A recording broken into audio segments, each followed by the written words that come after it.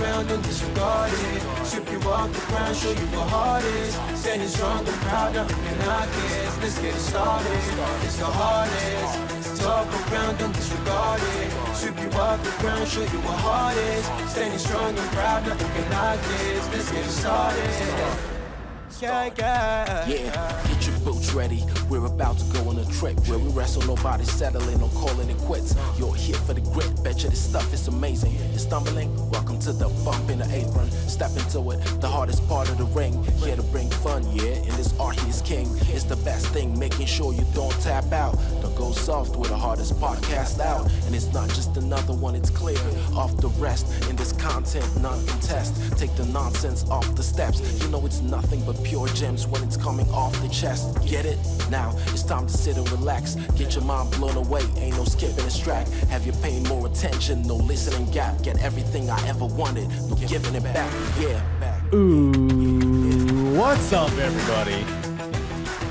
Oh, welcome to the Apron. Why am I yelling? Fuck, am I Howard Finkel up in this bitch? Welcome to the Apron Bump Podcast. I'm your host, the hardest part of the ring, known in some circles as Kyle. And we are here today to talk a little bit of, I was thinking of this joke earlier. I think I'm ready to debut it today because nobody's ever really traveled along these boundaries of comedy before, so I figure I would let you guys in on my genius. So we're talking about some TNA, right? TNA Turning Point 2005. Then when you think about it, it's like, man, what are we talking about? Like tits and ass? Turning Point 2005.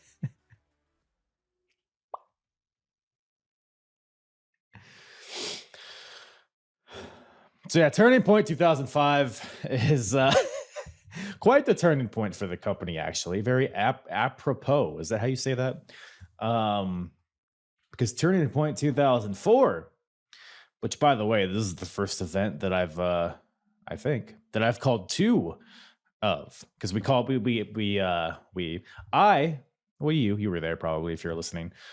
We covered TNA Turning Point 2004 a little over a year ago, and that is the show where Elix Skipper walked the cage. You had that legendary cage match between AMW and Triple X, and Triple X lost that match, which, by the way, the team of Triple X was Christopher Daniels and Elix Skipper, and that sent Daniels and Skipper on their own ways, which changed the company forever because we know how well Elix Skipper has done since then. Talk a lot about that in this episode, don't you worry. But Christopher Daniels, it's a focal point of the X Division, a mainstay of arguably the most impactful, aspect of TNA at this point, the X Division. The X Division's red hot. And that's illustrated in this show with AJ Styles versus Samoa Joe, which is holy shit. These matches between these guys just keep getting better somehow. Just an incredible match. That I tweeted this out a few days ago from Turning Point 05, Joe versus AJ. It's free on YouTube. I suggest you guys go check that out because that is a legendary match. That maybe gets overshadowed by like the Unbreakable 3-way and stuff like that, but an amazing match on this card as well. We got a Barbed Wire Massacre on this card, which is wow, that's a lot. This is by a traditional no ropes barbed wire match between Sabu and Abyss, which is fucking brutal, but I'm telling you this, it's a lot better than the Cactus Jack Sandman match that I covered a few weeks ago. You obviously got your Jeff Jarrett's, you got your who else is on there? You got Christian Cage is here, Monty Brown, all your favorites. AJ Pierzynski, of course, which, yeah, the World Series champions, the Chicago White Sox, are here. We got AJ Pierzynski coaching the team of Chris Sabin, Sanjay Dutt, and the strength and conditioning coach of the White Sox Dale Torborg, otherwise known for my WCW fans out there as the Demon. Yeah, the Kiss guy from WCW is here. But yeah, TNA, I mean, say what you want. I mean, the TNA, they would do whatever they could to get publicity. But the White Sox, I mean, the World Series champions are a step up from fucking Jeff Hammond from NASCAR. Remember that shit from, a few months ago? How he beat, because, with the pit stop elbow, right? From Jeff Hammond. He did the whole deal where he was like,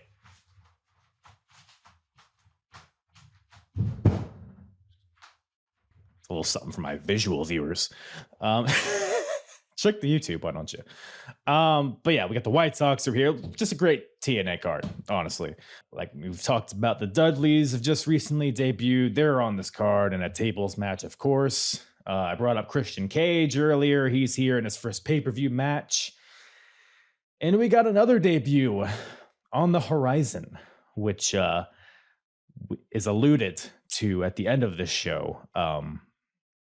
I won't say who it is, but it's really going to sting when you hear about it. It's sting.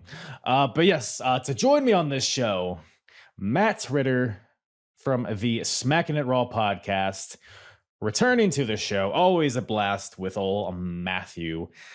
Check out the Smackin It Raw Podcast wherever you listen to podcasts on YouTube. And of course, Smackin It Raw, the #1 podcast on Pornhub. And that is not just a tagline.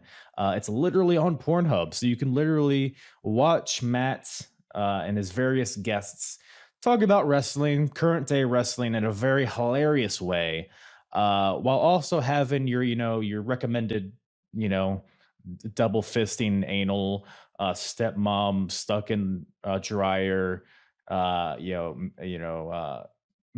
Cucks 9, Volume 3, all of that on the side, while you also have Pretty Ritty in front of you talking to you about whatever the hubbub is in wrestling. So go check out the Smackin It Raw podcast. Legitimately one of my favorite podcasts out there.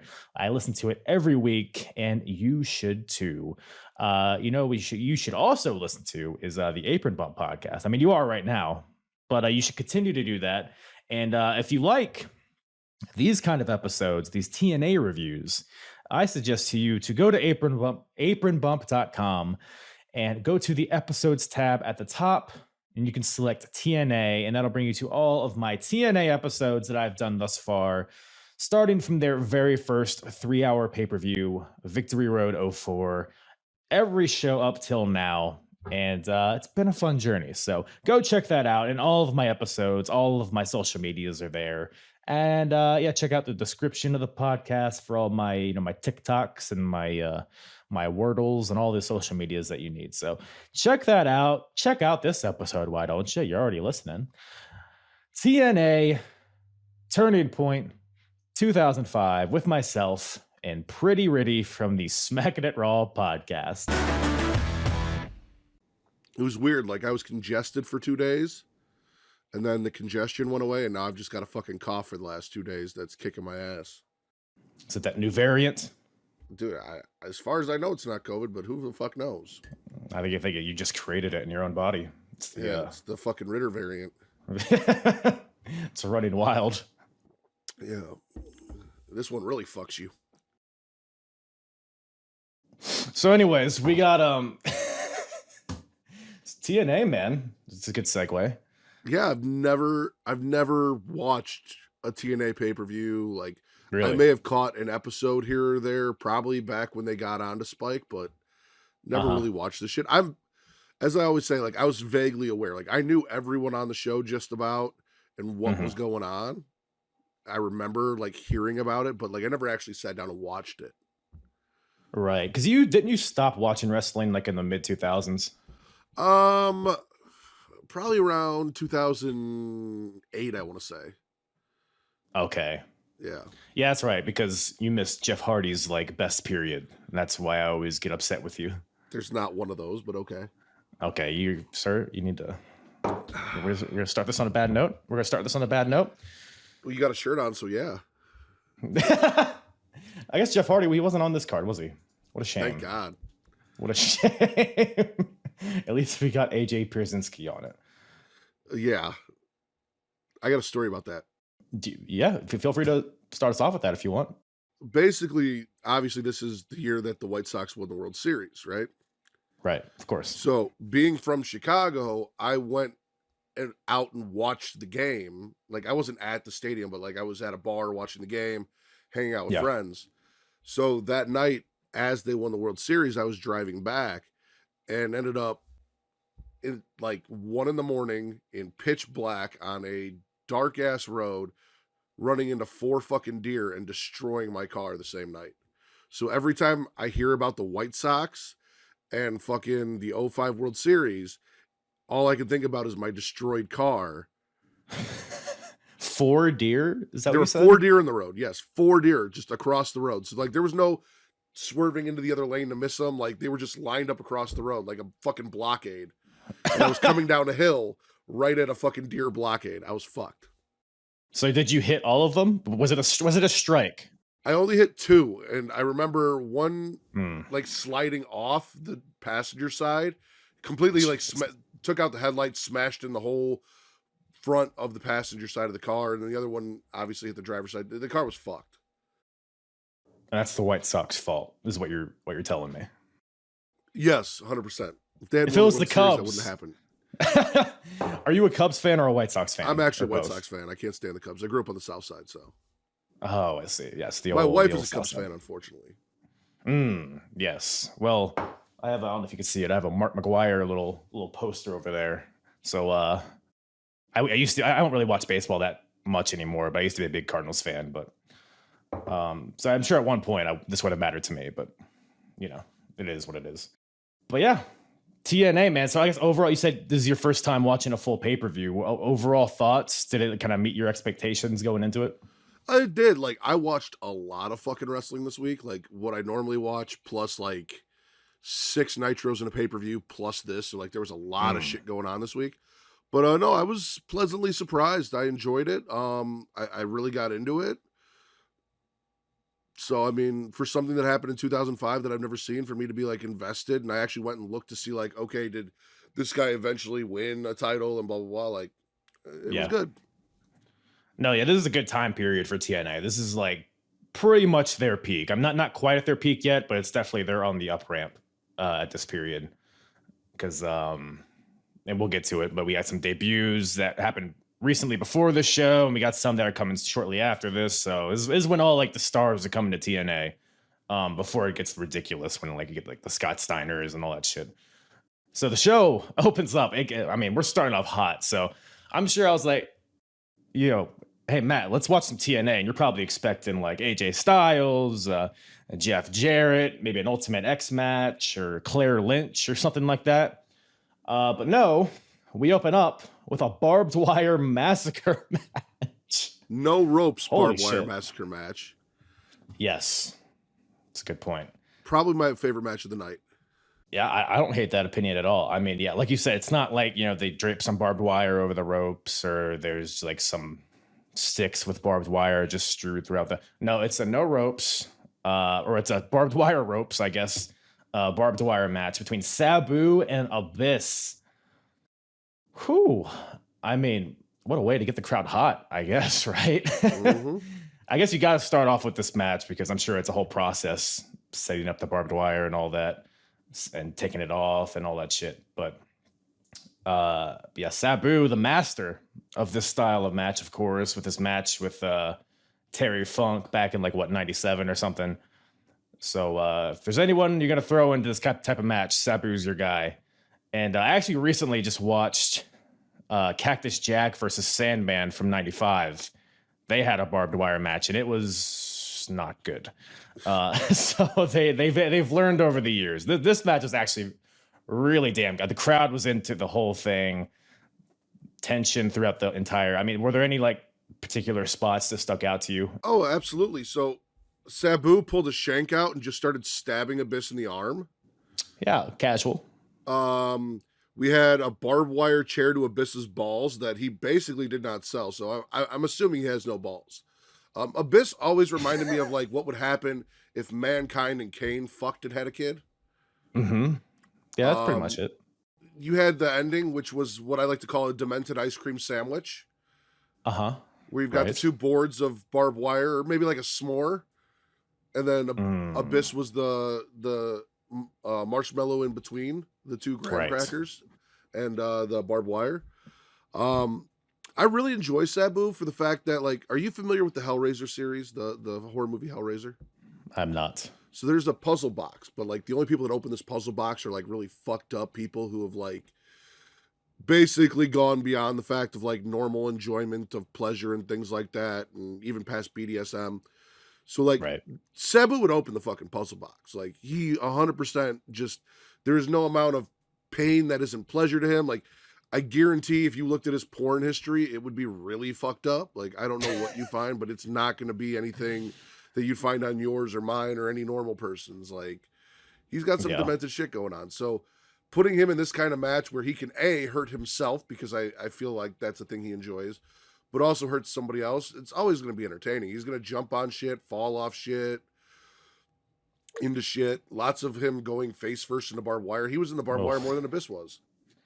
Yeah, and he's the one not wearing a shirt, so that's really brutal. Almost ripped his pants off, which, you know. Do you think, because you bringing up the porn kind of made me think of this, do you think Sabu is kind of an autoerotic asphyxiation kind of guy? I could see it, yeah. I'm not going to lie. Yeah. Because I don't see Sabu going on Pornhub for whatever reason. He either has like VHSs from Japan that he jerks off to, or he just like looks into a mirror and just conjures up things. Like he's very, he has like a swing, weights hanging from his penis. Hanging from his penis? Yeah, you never heard about that? No, I did not. Is that a thing? Well, probably. But I can't say I've dabbled. But yeah, I'm sure like the gravity creates a force. There's a whole thing. It's a whole process. Is it to make it bigger or make it stronger? Like, is he getting a hard on and like lifting the weight? Like, no, you just kind of let it hang. Muscle. I mean, I'm sure some people do that. Sabu seems like a guy that would just let it hang until he comes. Okay. So we got this barbed wire massacre match, and yeah, like you said, it starts. First of all, Sabu brings in a barbed wire bat. It's like as if there's not enough barbed wire around you. But then that's just the tip of the iceberg, because there's barbed wire chairs, there's barbed wire boards, two barbed wire boards, like the big little things. Barbed wire. Sabu swings the bat and it gets stuck in the barbed wire, and then Sabu does a senton onto Abyss. Abyss tosses him off and throws him face first into the barbed wire. And like you said, he brings out a shank or a knife or something, cuts himself free, which I guess is smart. I'm pretty sure he pulled it out of his ass too. Like that was in his prison pocket, ready to go. His prison pocket, yes, of course. Who could ever forget? Just stabs Abyss a bunch of times in the arm, like you said. We got James Mitchell out there, of course, with Abyss, who slides in a barbed wire chair, and then they're hitting each other with it. What else? What else we got here? Yeah, I mean, it's just like Abyss military presses Sabu into the board. There's a lot of spots where it's like, oh, who's gonna fall into the barbed wire? And it's kind of back and forth. So amongst like just the mindless brutality, there were some like storytelling elements to it, which I really enjoyed. Yeah.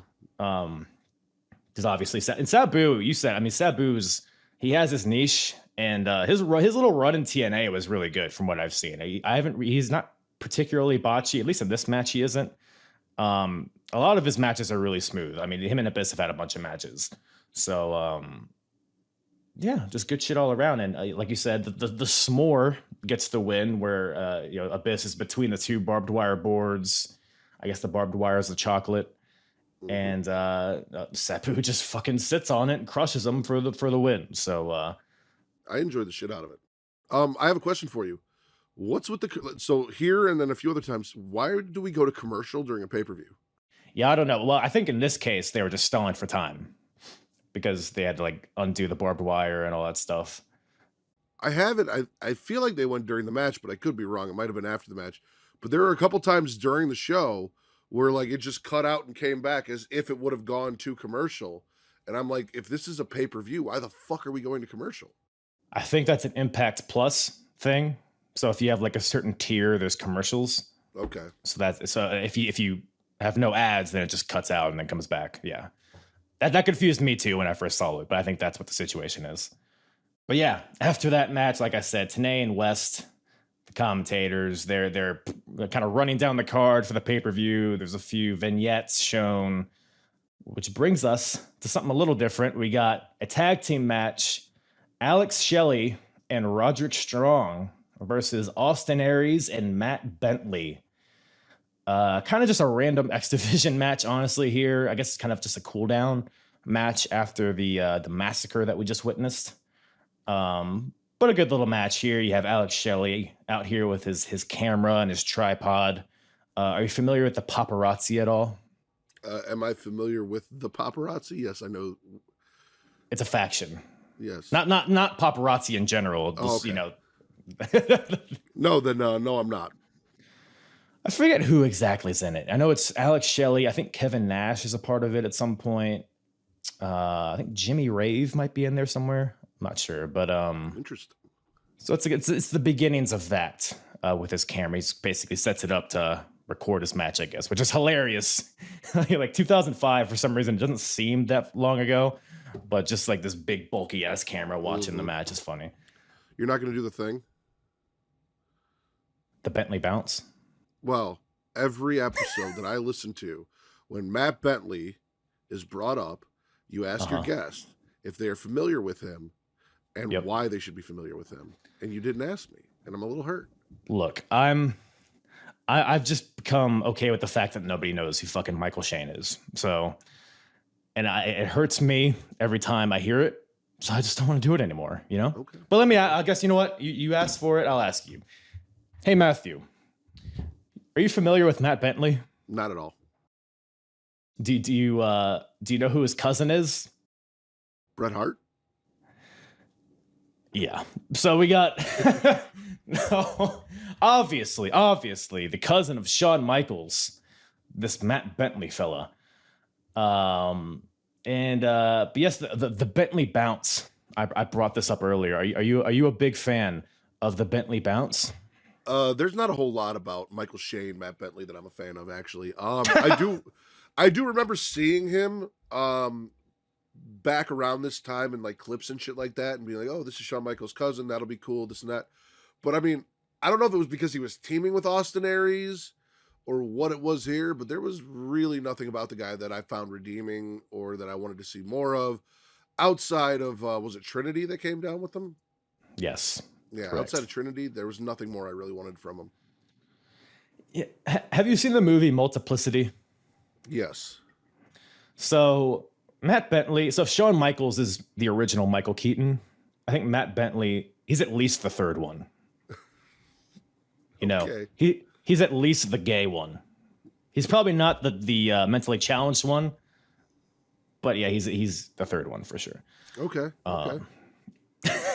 But he's not bad. He's just like, oh, it's like Shawn Michaels, but not as good kind of thing. Yeah. But then we have, in my opinion, the star of this match was Roderick Strong. I mean, the backbreakers he was throwing out there, we're still very early in his career, but he's like showing all out. I mean, there's a point where Austin Aries has like his hands on the ropes. He's like down on the ground. Roddy just rips him up by the feet and catches him on his knee with a backbreaker, which is sick. I mean, the team in general of Alex Shelley and Roderick Strong, they had a lot of really fun double team moves. There was like a backbreaker, neck breaker combo and stuff. I was surprised because like I know obviously Alex Shelley and Motor City Machine Guns, like time splitters, tag team guy, like, so that didn't surprise me, but I didn't think I'd enjoy this pairing as much as I did. So yeah, I believe they teamed a lot in Ring of Honor as well, so they had that kind of chemistry. What's that? It's it's a sister company of the ICUP Championship. Oh, okay. Yeah. But we got so yeah, Roddy and Alex Shelley kind of dominate most of the match, honestly, with various double team moves. Then we get that Matt Bentley hot tag. He's in there. He's running wild. Hits the elbow drop and then the super kick for the win. I wonder where we've seen that before. Never seen that before in my life. Yeah, it's really unique stuff from old Matt Bentley. But yeah, Austin Aries and Matt Bentley get the win. So thoughts? Dolph Ziggler should have learned from Matt Bentley that trying to be Shawn Michaels is not good for your gimmick, and it's not going to make you, it's not going to it's not going to create a career for you. Like, right. If Matt Bentley had actually come out and tried to like develop his own personality, maybe his own finisher, not just ripped off his cousin and everything he did, but not as good, he might have gone somewhere. Right. I'm just trying to think, like, so if there's Michael Keaton, I think Dolph Ziggler is the second one. Matt Bentley is the third one. I'm trying to think who the mentally challenged one is of Shawn Michaels. Nick Jackson.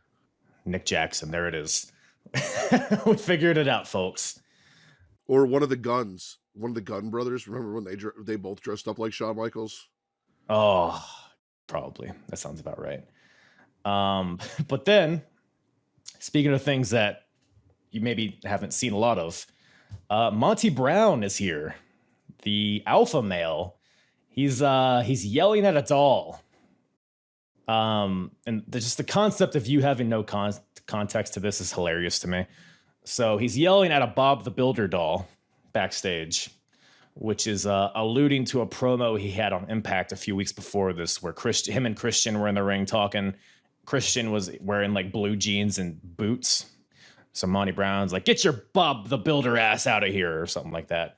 Got a big pop. So that's what he's doing here. And they have a match later. And the basic premise is that Monty Brown, he's pretty much a TNA original. And he's not going to get leapfrogged by Christian Cage, who just recently debuted. So then you have Jeff Jarrett walking in. He's like, Jarrett's basically spearheading the whole thing where it's like, all these people are coming. They're taking our spots, and we won't stand for it. So we all have to band together to make sure all these people debut and don't take our spots. And which is funny because that's literally what happens. So and Jeff Jarrett will do anything to make himself the focal point of any segment that isn't about him. Yeah, absolutely.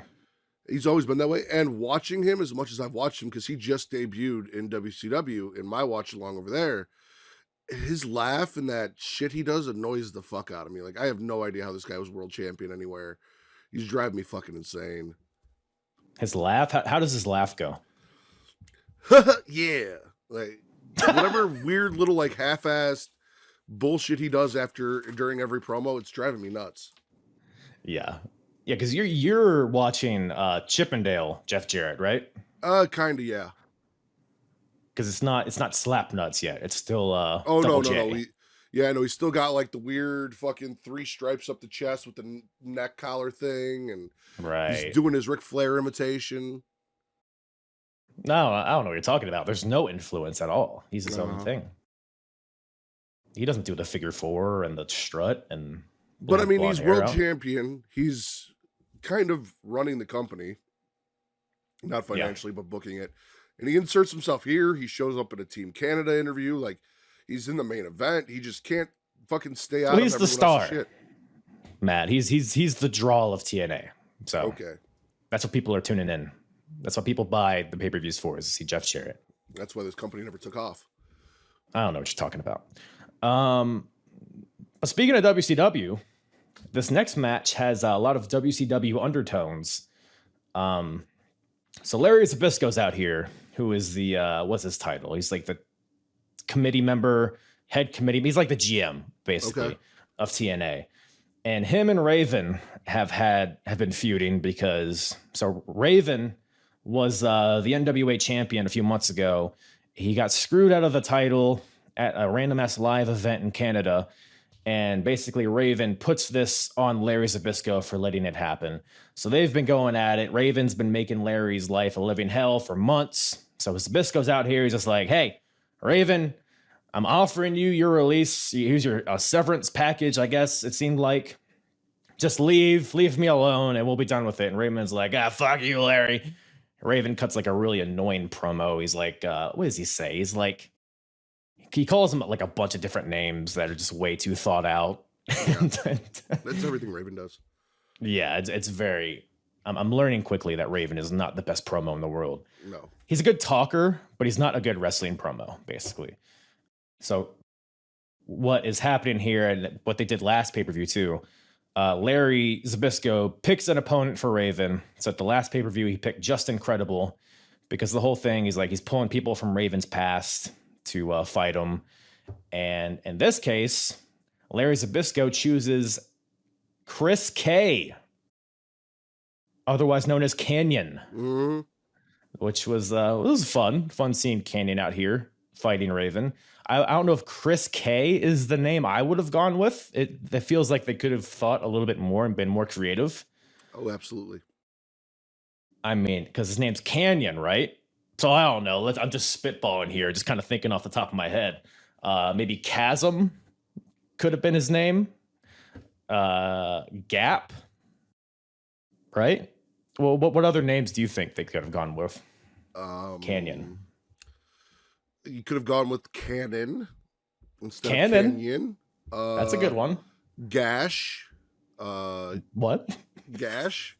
Okay. You said gash, like I mean, I heard yours, but I just okay. Giant vagina. Okay, we're going a different direction than I thought we were going, but I'm with it. I thought we were just talking about deep things. No, yeah, no. Now that you mention it, it makes sense. Muff's a good one. We can just spend 2 hours just thinking of names for Canyon and call it an episode. I mean, Canyon is fucking fantastic. He is. I did not expect to see him here. A little disappointed that they went with the Chris K thing. Also, why the fuck does Raven always have like some weird obsessed fan following him around everywhere he goes, in every company that he's in, everything he does? Mm-hmm. There's just that, like, it was Stevie Richards, and they did the same thing in WCW. Now he's here, and I don't know who the fuck that guy was, but there was some weird fan like hanging out, following him around ringside after the match. Okay, first of all, it's not a fan. He's a wrestler. Didn't look. Oh my god, what's his fucking name? Yeah, it doesn't matter. But he's exactly, yeah. Oh, cocksucker, what's his name? But it doesn't matter. He's a jobber, but he's like you said, he's he basically, Raven eventually creates a new stable. Not the Flock. It's not at all like the Flock. It's a completely different thing. What's it called? The Flock. No, it's it's called Serenity, I think, or something like that. It's more like they wear like white jumpsuits. It's like an insane asylum type of theme to it. Serenity, is that what it's called? It's something like that. Serenity Now. It might be. But some female gets involved. I forget who, but it's basically planting the seeds for that, I think. But yeah, the match itself, Canyon versus Raven, it was a pretty damn good match. Yep. Like you said, Canyon's great. It's always fun watching him wrestle. Get like a moonsault from Canyon. He does like a top rope famouser kind of deal. There's some fun brawling on the outside. There's a fun little spot where they're like on the stage and Raven like hip tosses him down the ramp. But ultimately, Raven wins with the Raven effect, DDT, and Larry Zbyszko and Raven have a pull apart after the match. So I guess this shit is still continuing. So it's fucking like, I know Zbyszko, obviously he wrestled a long time ago. My familiarity in my lifetime with Zbyszko is ring announcer for WCW. Right. Weird that he's the GM in TNA, and also that Raven got screwed over, and you're like this mad at Raven when, you know, Raven's the one that got screwed. Like, I get why Raven's mad, but why is Zbyszko so pissed? The storyline's pretty stupid, but I mean, it is what it is. Yeah, Larry Zbyszko, this is actually the first time I ever heard of Larry Zbyszko was the GM of TNA. So really, yeah, fun time, because this is around the time I started watching because they're on Spike now and they just got Spike, and that's kind of when I started watching. So I forget that you're like fucking 14, man. I'm a growing boy. But after that, we got Team Canada backstage with Shane Douglas. Man, just a lot of, it feels like this whole show's WCW guys, ECW guys. We got Shane Douglas back. What do you think of Shane Douglas as a backstage interviewer, first of all? Well, I've watched ECW with you, where Shane Douglas is the champion and the focal point of the show. And I've seen Shane Douglas, as a mid-carder, not holding any titles, and I've seen Shane Douglas as an interviewer, and there is not one single thing I've seen Shane Douglas do that I could say he's really, really good at. So, Yeah, talking about Ric Flair ripoffs. Yeah, he's I've said this before, but the way he just tries to get himself over in all his interviews just irritates the shit out of me. Well, he's the franchise, and see, that's the thing. Like, Shane Douglas and Jeff Jarrett are essentially the same person. It's just Jeff Jarrett had a father who was a promoter and fucked Dixie Carter, so he got his own company. Like, if Shane Douglas could have pulled that off, he'd be Jeff Jarrett. Like, it is what it is. Did Jerry Jarrett fuck Dixie Carter? Yes. That's the part of the narrative that I've been missing. But you know what? I believe you. I mean, I was going with Jeff, but Jerry's more entertaining. So yes, Jerry Jarrett fucked Dixie Carter. Maybe it was both. Maybe they did the old rotisserie chicken. So, you ever done that with your dad? I have not. I can't say that I have. But ask him next year for Christmas. We'll see about that. But anyways, speaking of rotisserie chickens, we got Eric Young out here. Not out here, but he's backstage at Team Canada. He's kind of the paranoid one of the bunch, so he's freaking out about not Eric Young. Oh, I don't even know what he's freaking out about. This is the kind of situation where they're trying to get each guy like their own personality. Because I know Team Canada, I don't think lasts too much longer, so they eventually split up and each have their own kind of paths. Really? Because that's one of the things about TNA I do remember is Team Canada existing, and I remember everyone in Team Canada except for one person. And like, I know this person existed, but for whatever reason, I don't think he does anything after. What the fuck is A1? It's a steak sauce. Exactly. Like, is that his gimmick? Is he steak sauce? Like, A1 fucking sucks at everything, dude. It's hilarious. Just watching him do stuff. Like, at no point, even this promo, it's like a whatever promo. You have Scott D'Amore. He slaps Eric Young, and they're like, "Oh, we need to stand together to take on 4 Live Crew later," or whatever. And Jeff Jarrett comes in again, like you said, making himself the focal point. And Team Canada, they're with Jeff Jarrett. They have his back, which we'll definitely see later. I didn't know Jeff Jarrett was Canadian. I didn't either. But yeah, the promo finishes. They all walk off, and it's like A1 doesn't know what to do with his body. Like, everybody walks off, but he's still in frame. You have to go watch it again because he's like so confused as to where he's supposed to go. And then in the ring, like, he barely even wrestles anymore because he's so bad. But he has big muscles, so that's his value, I guess. But after that, we have an 8-man tag match. We have Team Canada. So it's Bobby Roode, A1, Eric Young, and Petey Williams versus the 4 Live Crew, BG James, Kip James, Conan, and Ron Killings.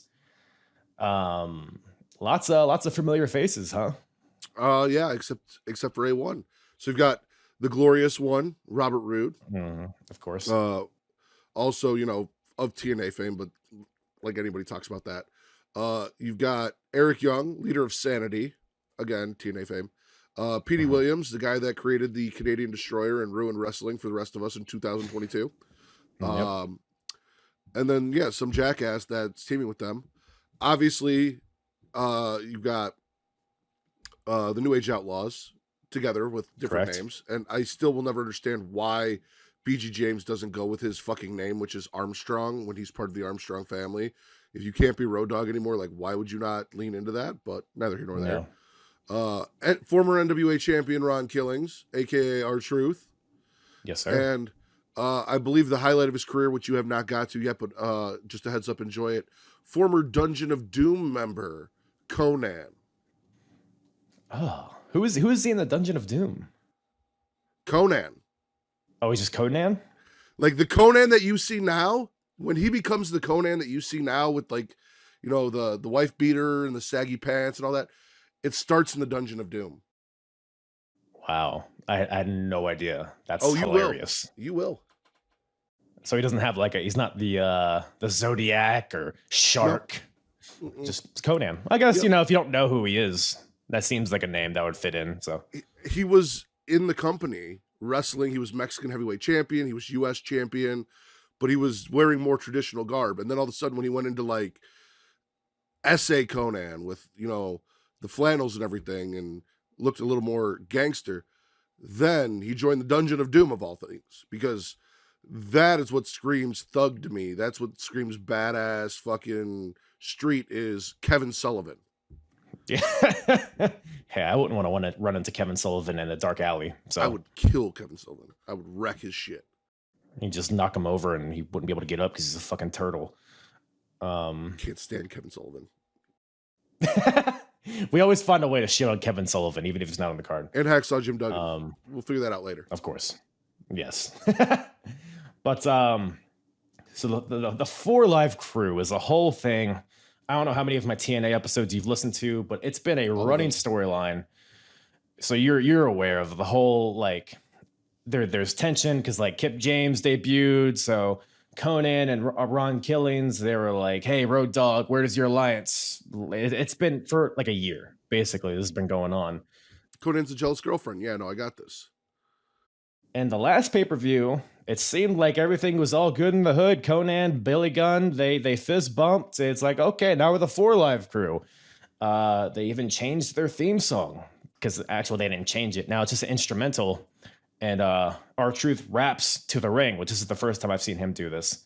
He basically remixes it to be the 4 Live crew instead of the 3 Live crew.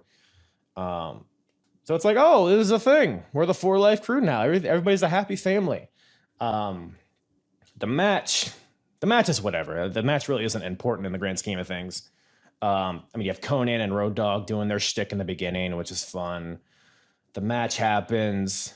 At one point, Kip James and Conan are in the ring. They're clearing house. They're destroying all the Canadians. You know, all their bags of milk and their Canadian bacon. They're just tossing it out.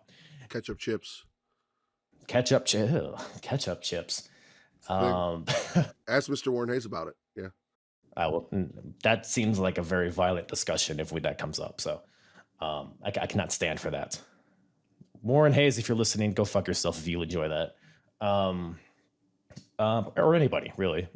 But at some point, Conan, there's a chair in the ring. Conan has a chair. He's running off Team Canada, and he just clocks Kip James in the face with the chair. So Conan turns on Billy Gunn, and which allows Bobby Roode to make the win. So Team Canada gets the win here, but the story is that Conan has turned his back on Kip James, and in an essence, well, not in an essence, he then lays out BG James with the chair.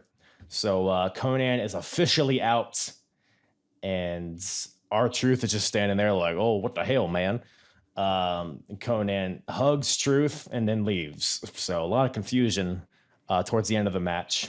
Seems to be a split here, but yeah, a lot of betrayal and anguish. Well, this is a classic love story. So, like, kids, pay attention. If you're in a relationship, let's say you're Pretty Kyle and you've got the softest part of the ring, and your ex-girlfriend shows up, the softest part of the ring is not going to be happy with your ex-girlfriend showing up and hanging out. Right. Eventually, she may pretend she's okay with it, but she's really not, because she wants to make you happy. And she's going to snap. She's going to attack her, attack you, and then leave with your best friend. That's just how relationships work. Damn. That's good to know, though. That's good to know. I'll make sure. If an ex-girlfriend shows up, yeah. Because it's essentially what happened. Yeah. I'll just make sure there's no steel chairs in the household, so she can't lay me out with it. But also sharp objects. You don't want to get shanked like Sabu. God, I guess I gotta get rid of these kendo sticks back here. Oh, I would love to see her beat you with the kendo stick. Is there a way we could do that on one of the shows where she just comes in from behind in a mask and just starts hitting you with the kendo stick? Hey, man, I'll do anything for views. I'll get laid out with a kendo stick. That would go viral. You should talk to her. Get her a little luchador mask she can put on. She just comes in and starts wailing on you with a kendo stick mid like an ECW episode. Dude, she would not do that. She would be so ginger, like, because I made her hit me with it once and she like didn't like it. So we're into Don't kink shame me, first of all. I can see how you're looking at me. Listen, I don't kink shame. I'm imagining you tied up in the room, like hands above the head with the shirt off, and her just whipping your ribs with the kendo stick. You sing harder. Yeah. Man, if there's ever a wrestling podcast OnlyFans, that's pure content right there. If I'm ever strapped for cash, that's always an option. So thank you for giving me the idea, though. I appreciate it. I'm an idea man. You should know that. That's what they call you, Matt, the idea man. Yep. But yeah, Conan is he betrays the 4 Live crew, and I'm sure that'll continue for a couple more years. But after that, we have the Diamonds in the Rough backstage with Shane Douglas. So this is, of course, a faction comprised of Simon Diamond, Elix Skipper, and David Young. Who Elix Skipper. No, I know Elix Skipper. I'm familiar with Elix Skipper. You know who he is. Yes. I know Simon Diamond because ECW. Like, I know Simon Dean. Like, familiar. Who the fuck is David Young? Like, this is him and A1 are the only people I'm like, who the fuck are you? So David Young, his whole thing, he was like the super jobber. Like, his whole character was like, he hasn't won a match in 2 years kind of deal. And the Diamonds in the Rough is kind of a thing where Simon Diamond, he plucked Elix Skipper and David Young because he was like, oh, I see potential in you guys. You just need to be molded into with using my intelligence and my intellect, and I'm gonna lead you guys to victory. Because Elix hasn't really done shit since he walked the cage a year ago. It was turning point 2004 in which that happens. So he's basically trying to lead them to better careers, which doesn't really pan out. But this is where Roderick Strong got the idea for Diamond Mine. There it is. 17 years later? Yeah. I bet you he was reviewing these tapes. He was like, you know what? Holding on to it all this time. He's like, I'm going to lead a faction. I'm going to do it right. Yes, Tyler Russ is going to be my David Young, is what he said. He was. But Elix Skipper, David Young, they just have the most hilariously unintimidating voices. I don't know if you caught that or not. They had like a line each. It's like, Elix Skipper talks like this, and David Young talks basically the same way. Which kind of leads you, it's like, okay, maybe that's why they didn't pan out. But, and then Simon Diamond isn't much better because he don't put the fucking sunglasses down. I knew you were about to do some shit.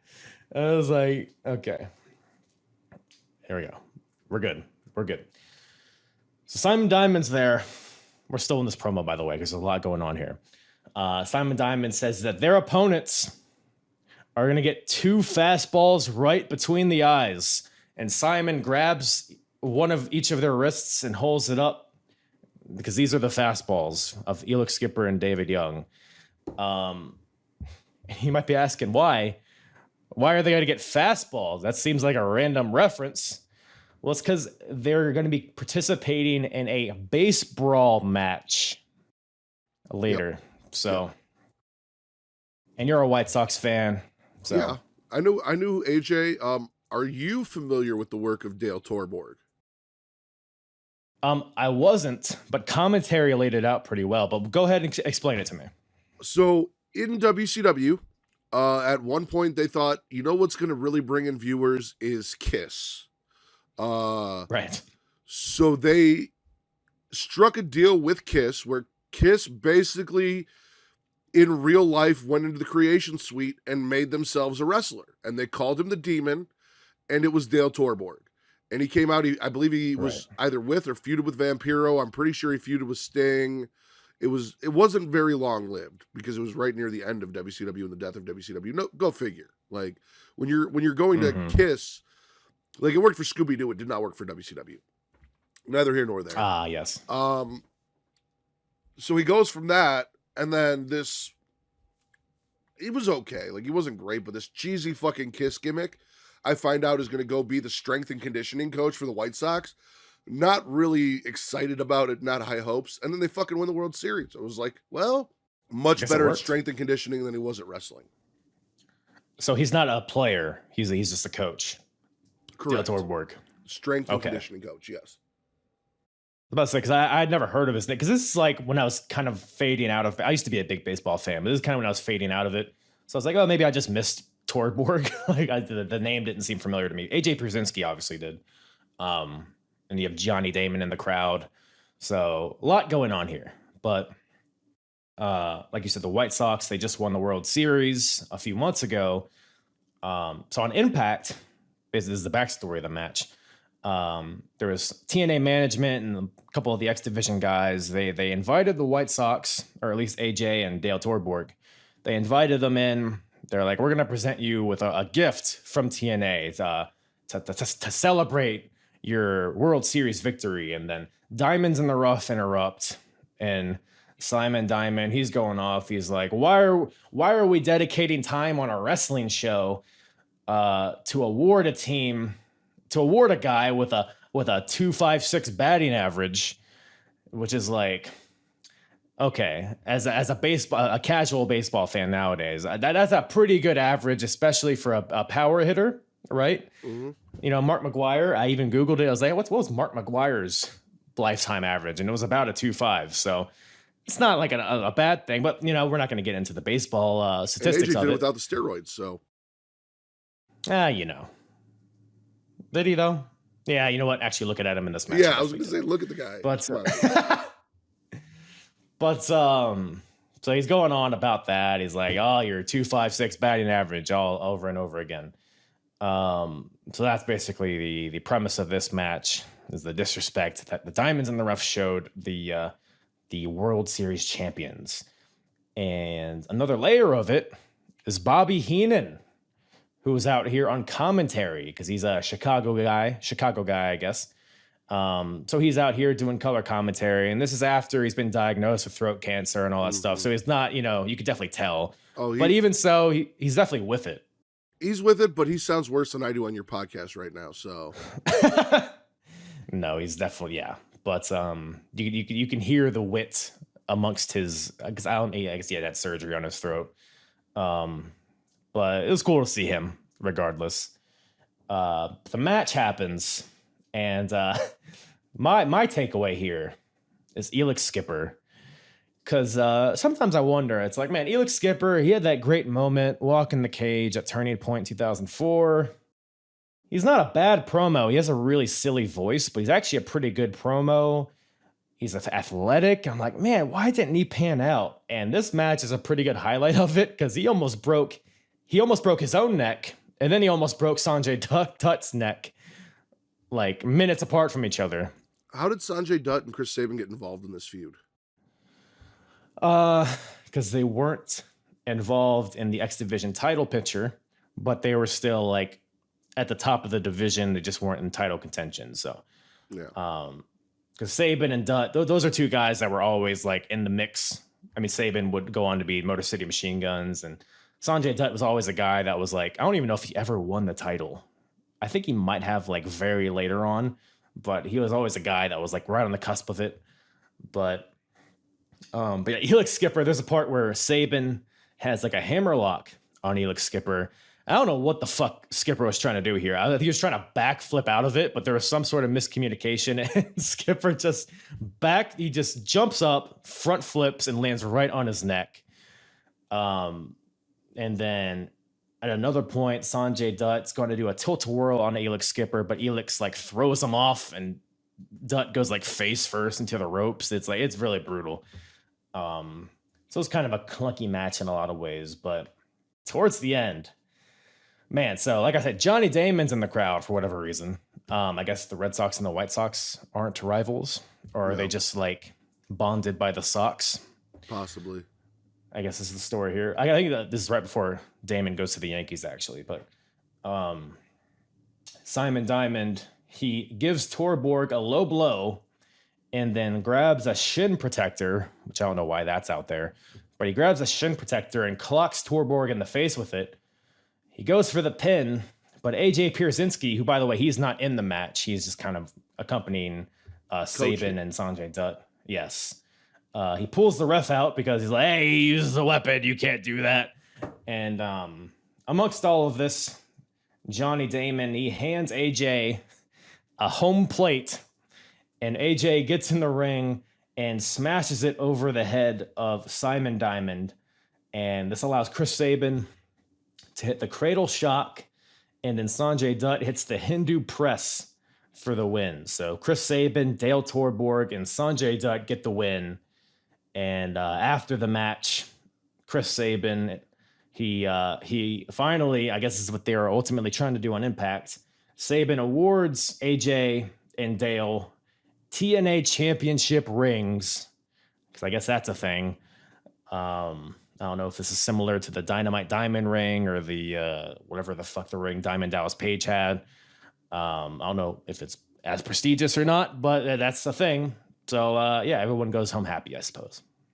I wonder if this is where WWE got the idea to start giving belts to championship teams. Yeah, maybe. I'm trying to think if they did that before this. I don't know if they did.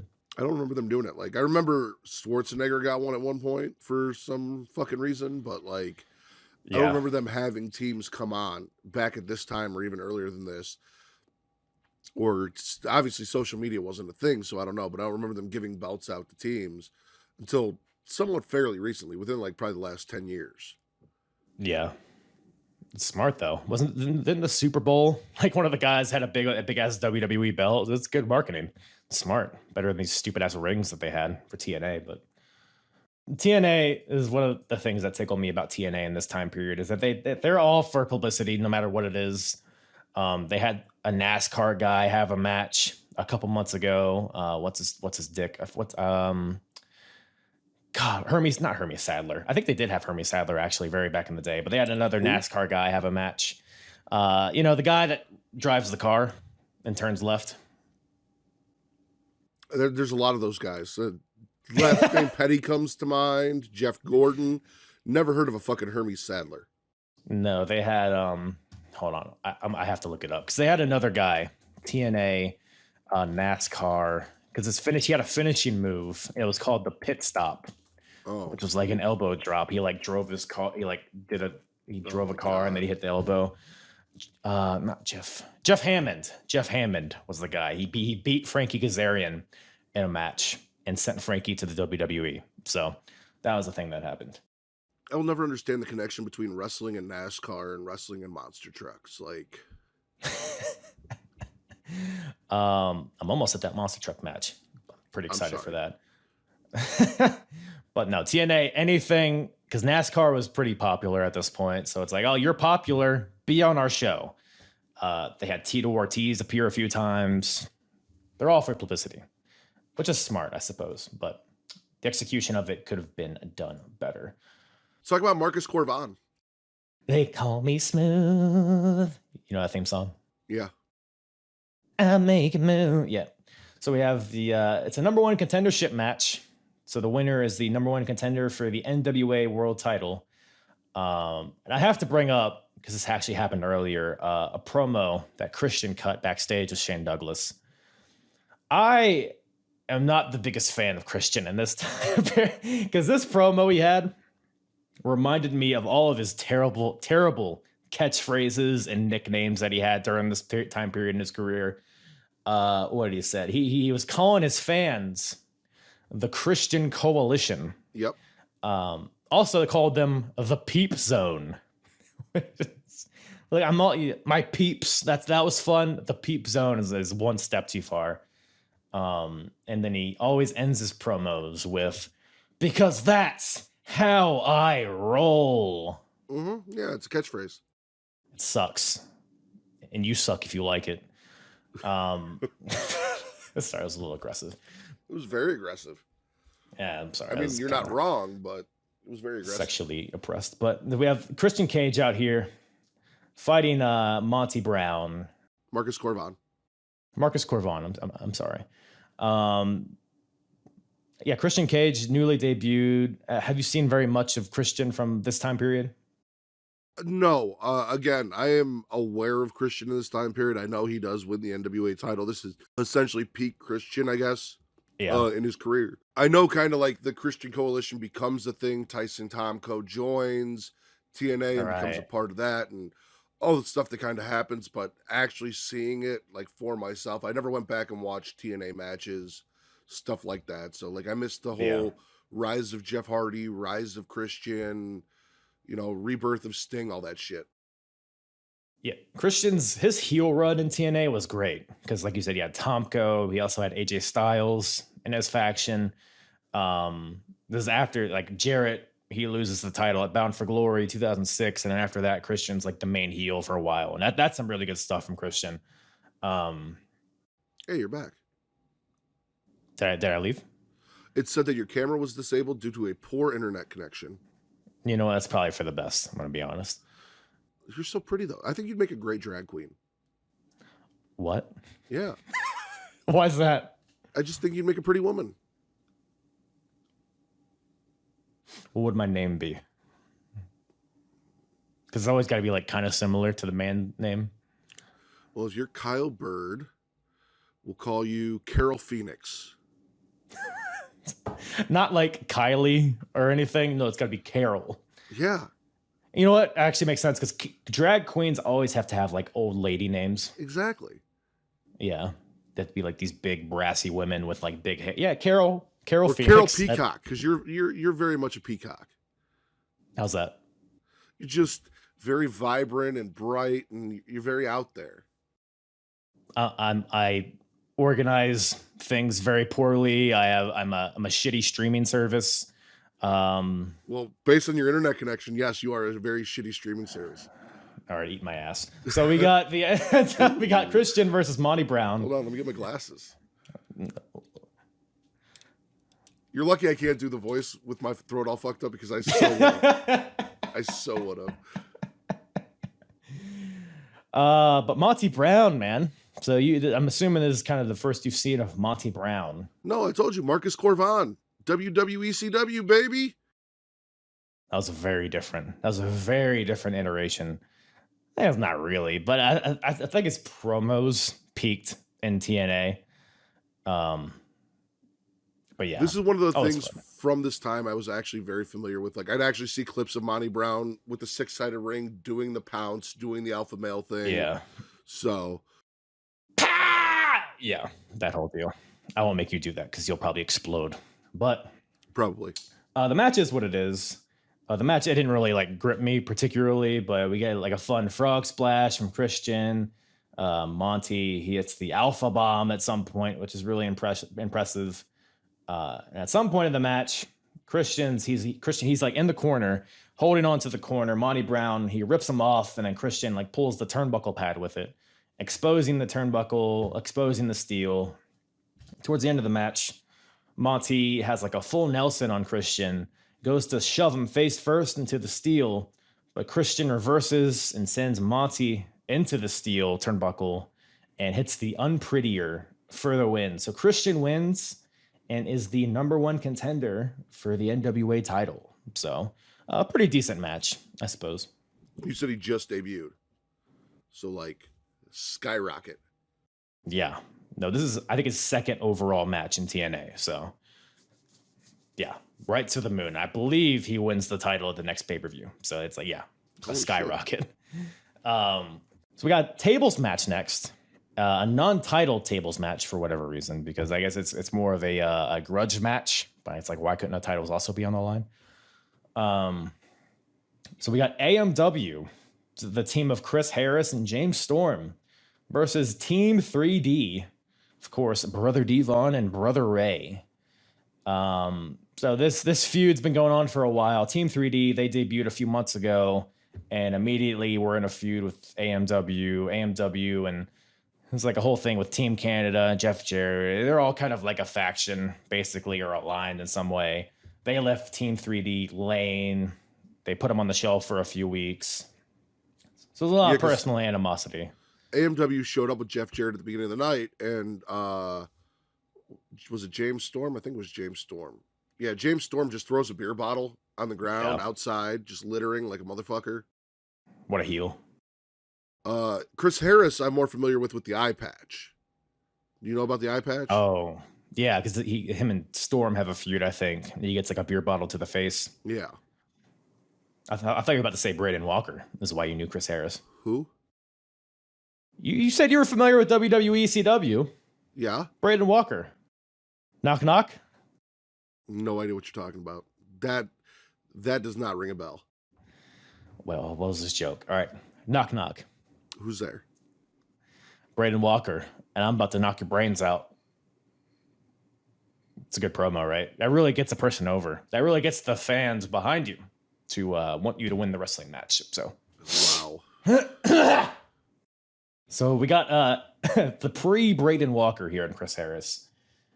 This match, it's a lot of brawling on the outside, a lot of punching and kicking. There's two things I did like about this match, though. Like I said, it's a tables match. I liked the logic of like defense in a tag team tables match. So like somebody will, I think Bubba, he goes for a superplex on Chris Harris to drive him through a table. But James Storm takes the table and throws it out of the way. There's another point where James Storm, he goes to Hurricane Rana Bubba off the top rope through a table. But Devon gets in there and moves the table back. But ultimately, what happens here? So James Storm, he gets driven through a table with the death sentence, which is AMW's finishing move, but Team 3D uses it against them and drives James Storm through a table. But I guess it's an elimination tables match, which wasn't really, I didn't catch because it was funny because James Storm gets driven through the table and then the crowd goes like silent because they're so confused. Like, why isn't the match over? But I guess you have to put both your opponents through tables.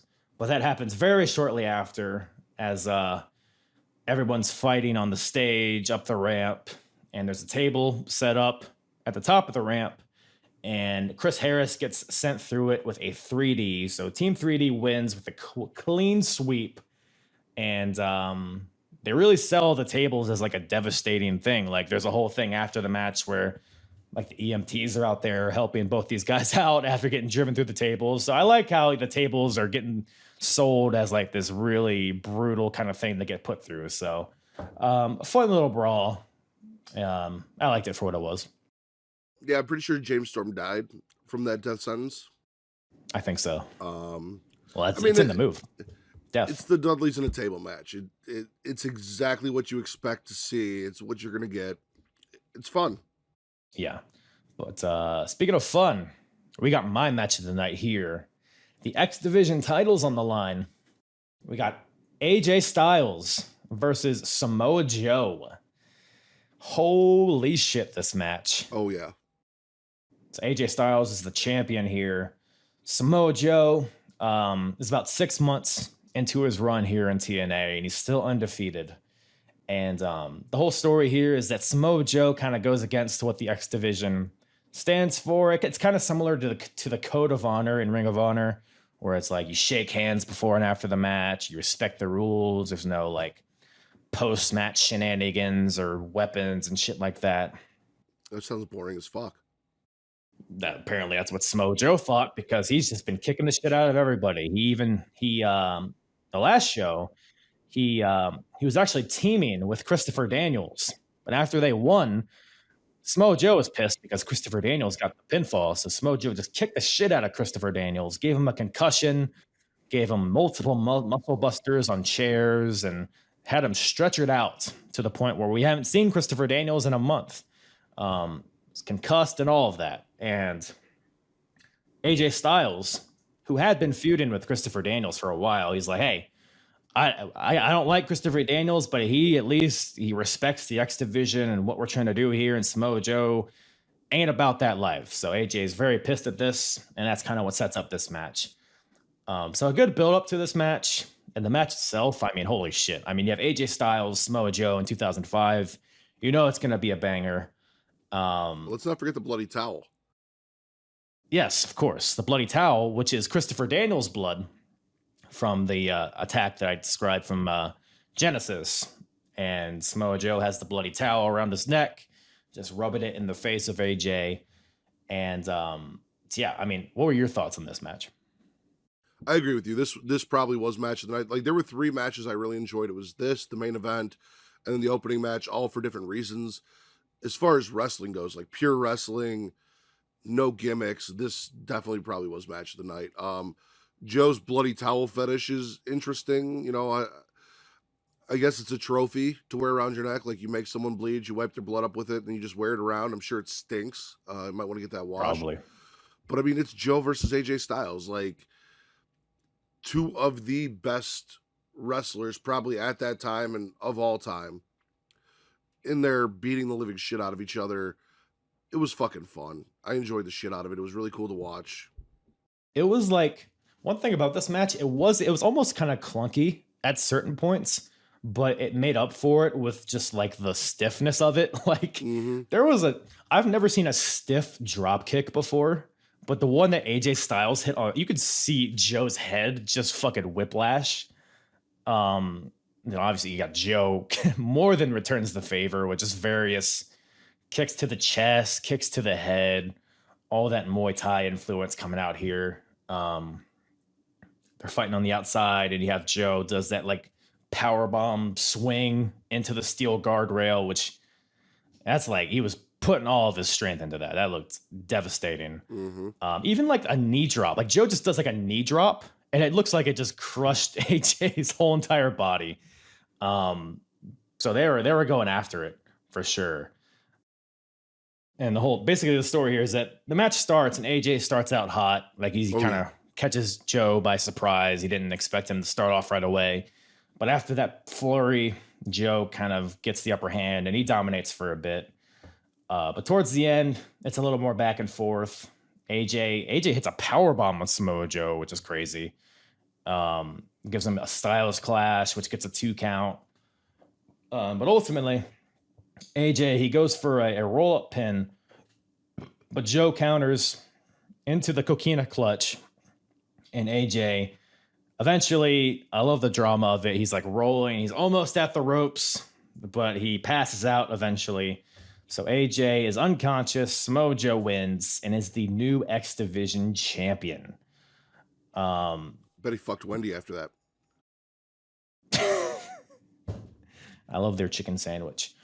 But Joe picks up AJ after the match, and he's like, hey, maybe he's going to show him some respect.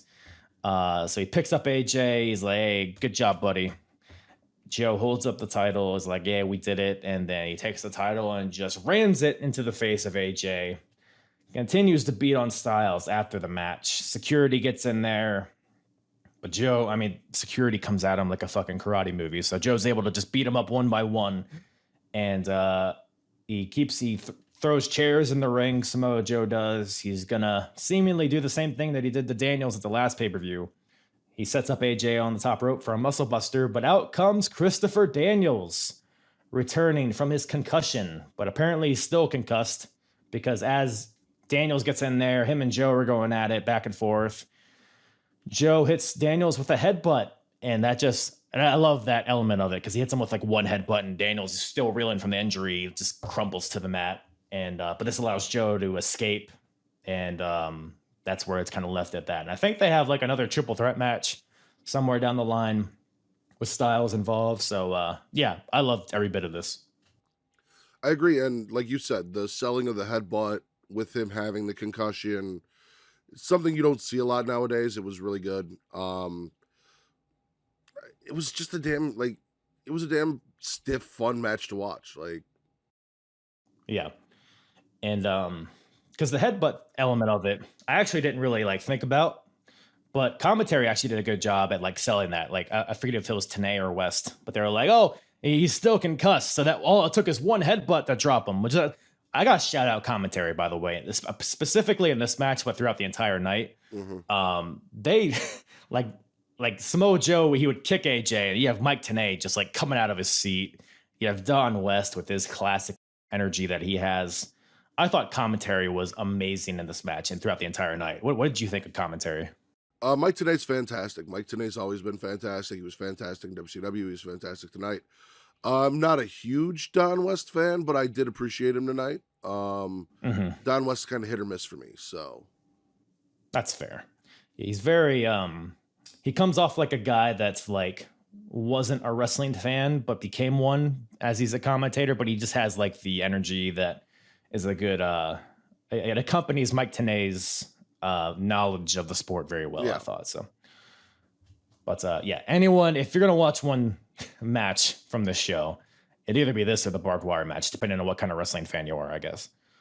But great shit all around. And that's what TNA was really gaining steam in this time period, and it was stuff like this that was the reason. So, but that brings us to the main event. The NWA World Title's on the line. Jeff Jarrett, the champion, defending against Rhino, the Man Beast. So they had a little video package before this match. Rhino was going on about how, I guess at some point, maybe you know more about this story. I guess some point in the past year, he like destroyed a bar or something, and or a hotel. He went on a rampage, and his wife divorced him and took the kids. Do you know anything about that? Absolutely not. I don't know. Maybe just making it up. Who knows? But basically, what I got from this, if Rhino wins, he gets his family back. Is that kind of the deal here? No. See, what I got from it was basically Jeff saying that he lived in a trailer park. His wife left him, and it sounds like took their kid to Germany, of all places. Like, I guess if you really want to get away from Rhino, Germany is the best place to go. Like, as far away as possible. Rhinos can't swim, so yeah. But I don't know if he was just fighting for the honor to try and win his family back, or if it was a contractual obligation. All I know is every time I see Rhino, this man is a main eventer in every company but WWE. And I don't understand why that didn't transfer over in WWE. I mean, ECW heavyweight champion. Here, he becomes eventually NWA champion. This is one of the things I had to look up, because I was actually rooting for Rhino in this match. Like, I was behind him. I wanted to see him win.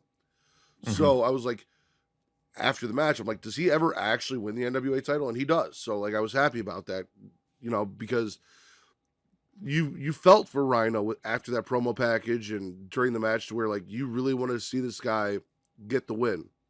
Mm-hmm. And I hate, like, because, like I said, WWE, he was like second fiddle to Booker T in the whole invasion angle. He was not in the main event. He was not, but everywhere else, he's always booked as a main eventer. So it blows my mind that didn't translate. Yeah, he had like a second in WWE. This is like you said, it was during the invasion time. There was a period where he was having main event matches with The Rock on like TV and stuff like that. But then he broke his neck, and then he was out for like a year or so, and then he came back, and it was never really the same. But yeah, I agree with you, Rhino. I think maybe it's just his height. That's the only thing that WWE. I mean, he's not the tallest guy, but he's intimidating as hell looking. So I was like, who knows? But and he's still an Impact, by the way, which is hilarious. Yeah. Because I was watching it on Impact Plus, and they had like a few commercials throughout it. And it was funny because it's like a commercial of current day Impact, and you have Rhino still there, and it's funny how time treats itself sometimes. But so Jarrett's out there, of course. There's some fun chants from the crowd. There's a Fire Jarrett chant, and there's a Jeff's a jobber chant, which was hilarious because you can even see it broke Jeff a little bit when he heard that. But it's a classic Jeff Jarrett main event world title match. There's a lot of fighting in the crowd. Rhino channeling his ECW past he's getting chairs from the fans. He's clocking Jarrett with it. At some point they like fight towards, it's like in the crowd, but towards the stage. There's like a scaffold set up, which is like, I don't know, 10 feet in the air or something. Very 2005 wrestling. Very much so. They climb the scaffold. There's a table set up below it. Jarrett has a chair. He hits Rhino in the back with it, knocks him off the scaffold, and Rhino goes toppling off it through a table. Jarrett's busted open, as he always is. They fight on the stage where the like tunnel is. And me and Katie talked about this in our last episode.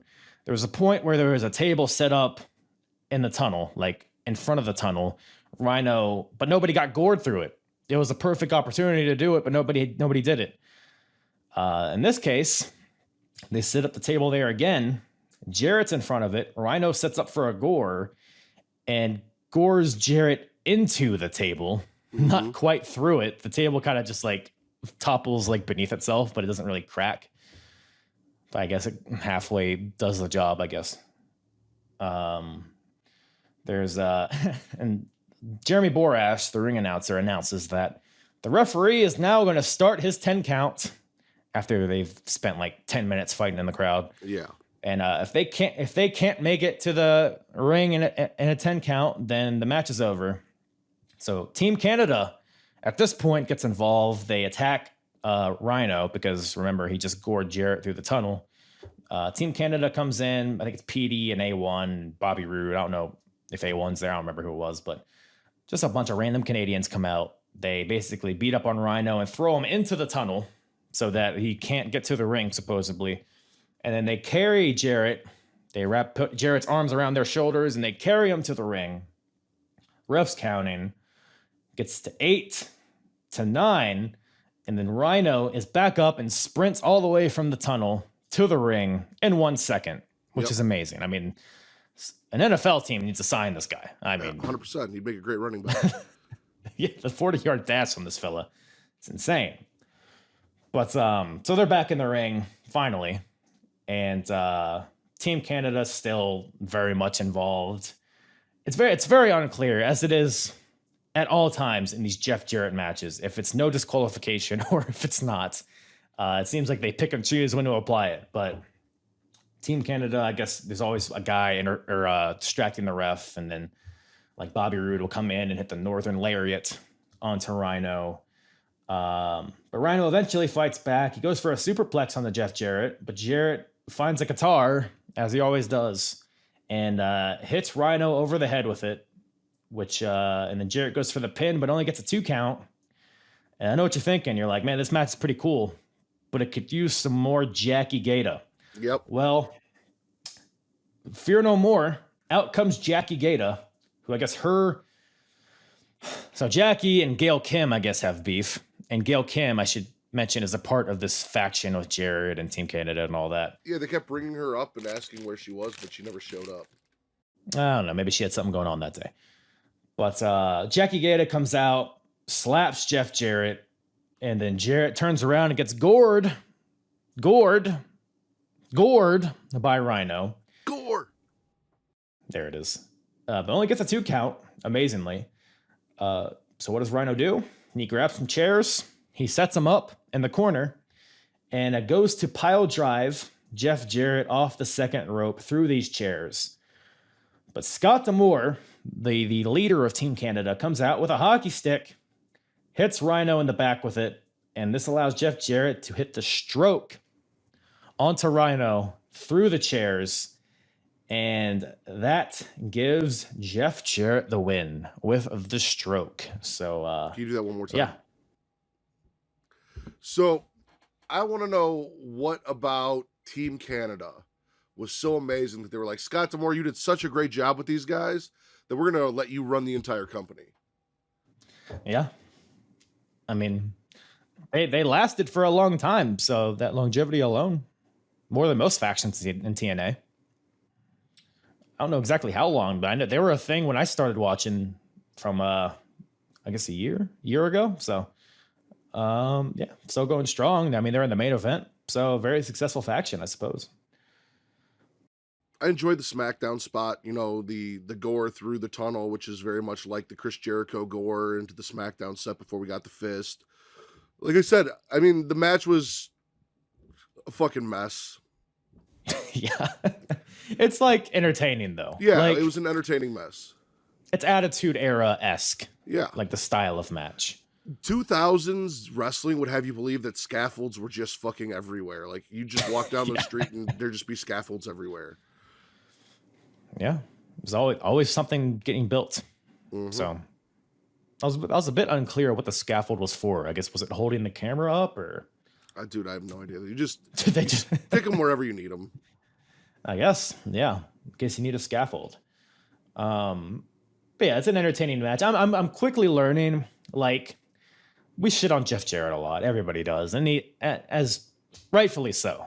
But like, a lot of his matches are very entertaining. Like sometimes not in the way they intend to, but it's always like, oh, it's a main event match. There's interference. There's dirty finishes. Like sometimes that's okay. And amongst like, you have a lot of good wrestling in the rest of the show. And then you have this like main event style match. I thought it was entertaining. It was fighting in the crowd, like blood, weapons, cum, like everything you want from wrestling. So I enjoyed Canadian cum, which tastes like maple syrup, I've been told. Canadian cum tastes like maple syrup. Again, I'll ask ask Warren Hayes. about that. See, there you go. I was about to say. You're just okay. We're gonna move on, but the lights go out, and a scorpion appears on the screen. No, Which leads me to believe that the Black Scorpion is about to debut in TNA. 100%. So I can't wait to see Ric Flair come and win the NWA title again. So I thought it was fun, I'm NWO sure. Sting for sure. Oh yeah, could be. Which makes sense considering the lights. So the lights go out, Scorpion on the screen, and then the lights come back on, and there's a chair in the middle of the ring set up with a black trench coat, black boots, and a baseball bat set up, which can only mean one thing: AJ Pierzynski. What? I was thinking Sting's naked somewhere in the fucking building. Just naked Steve Borden running around backstage. No boots, no trench coat, no baseball bat. Just face paint and a boner. So of all the times that Sting has had sex in his life, do you think the majority of it he's wearing face paint? I mean, I'd say 90% of the time he's wearing face paint. The other 10% of the time he's painting faces. So, yeah, the old Sting position. It's my favorite. Well, that's actually a good segue for the question I'm about to ask you. Really? TNA Turning Point 2005, Spit or Swallow? I'm gonna swallow. I enjoyed the shit out of it. I really did. Like I said, I watched a shit ton of wrestling, like from different eras, current, 96, 2005. This was a fucking fun show. Like it really was. Yeah. TNA, they gave you, they were very good at giving you a buffet. So if you want the pure wrestling, you got AJ versus Joe or the other X Division matches. If you want just carnage, you got the Barbed Wire Match. You have your main event, Attitude Era style type of match here. You got tag teams, you got celebrities, you got all the shit. So I very much enjoyed it. Like I said, this is probably one of my favorite eras of TNA. This is before they became a parody of themselves. So I don't know. I'm really like, I can't wait for you to get into like Main Event Mafia and Kevin Nash, because like I enjoy the shit out of Kevin Nash. So like I want to see that. Yeah, when we get to Square Ring TNA, that's when I begin to check out. But I'm gonna give it a swallow too. TNA Turning Point was a good time. But what I always swallow every week is the Smackin It Raw podcast. Matt, where can everybody find you, listen to you, and give you tickles on the nutsack? All right. You guys can follow me at Matt Ridders at MATTRIDDER on Twitter only. Also, Twitter and Instagram, Smackin It Raw Pod. I run the Twitter. Vince runs the Instagram. You can find us on Facebook at facebook.com/group/Smackin It Raw. There's a link tree at Matt Ritter that'll get you the audio and video versions, which are on YouTube and Pornhub, because we are the #1 wrestling podcast on Pornhub. Creation World is the banner under which the Smackin It Raw podcast exists. So check out creationworld.com. Twitter and Instagram, The Creation World, THECREATIA World, and Facebook.com/Creation World. God damn, you're so good at that. Whenever anybody asks me to plug my podcast, I'm like, oh, I do a wrestling sometimes. I'm gay. I do it every me. week, like every week, and it's the same thing. I've got the fucking shit memorized. And here's the thing, like, we did an episode last night, which will be dropping with Kings of the Rings, which was actually really fun and entertaining. So definitely check that out. It should be up later today or tomorrow, whenever Travis gets around to it. Nice. But I tell Vince every week, I'm like, I do the plug. And every week he still goes, well, you can check us out on Instagram. I'm like, stop doing that. Just plug your shit, because I already do that in my part, and then it's redundant. Mm-hmm. But I can't take it out, because if I take it out, it fucks up my flow. Like, I have this line memorized. It's the same thing as the intro. Like, the intro is memorized. It's a certain flow. If I try and change it, I fuck it up. So it just undoes a wire, and then it just ruins the whole thing. I get it. Well, any other final thoughts? Any other words for the audience before we leave here? Words for the audience before we leave here. If I somehow through audio give you whatever illness I have that I clearly gave to Kyle during this podcast. Also maybe sexually transmitted, neither here nor there. I apologize, and I hope that you feel better than I do. I do apologize for all the coughing that I did, both last night and tonight, and will probably do tomorrow. So forgive me for that, but I hope you guys enjoyed the show. And if I can leave you with one thing, please, please, please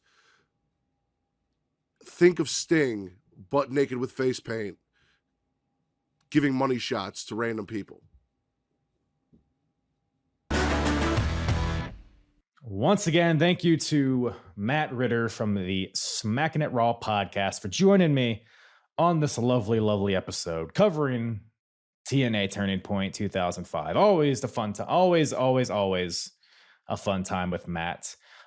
Check him out. Like I said, the Smackin It Raw podcast, wherever you listen to podcasts, on Pornhub and YouTube, and check out the Apron Bump podcast wherever you listen as well.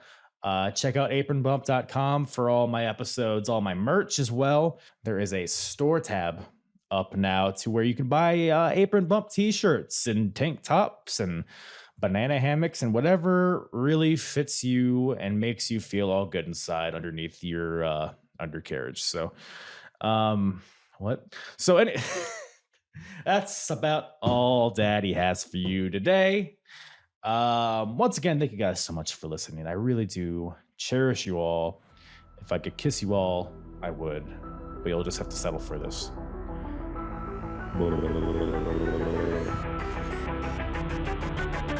I'm sleepy. I'm hard. Talk around and disregard it. Strip you off the ground, show you what hard is. Standing strong and proud, nothing I guess. Let's get it started. It's the hard.